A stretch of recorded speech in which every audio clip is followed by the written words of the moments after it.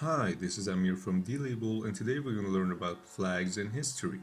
You can add a flag to let other labelers know of their errors. You can type the message you want for the other annotator to see here. In this case, the object wasn't fully annotated. Choose a color for your flag here and save it.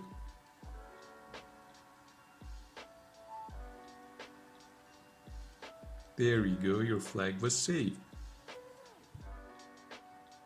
Now let's take a look at our flag.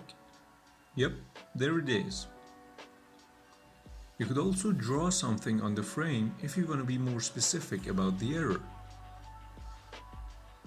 For example, here I want to let the labeler know that this part wasn't fully annotated. Let me fix that. Okay, now we can update the flag.